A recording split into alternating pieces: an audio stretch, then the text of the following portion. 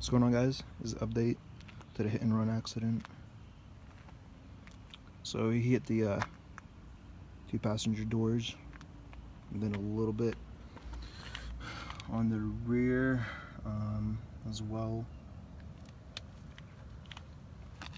This is right here, the back door.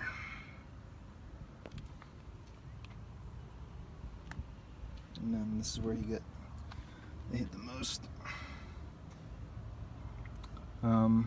Already had the other person's insurance sent out an adjuster today.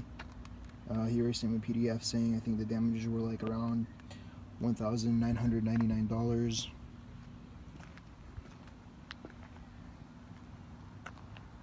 So I guess I'll just go get two quotes from a couple body shops and see what they say.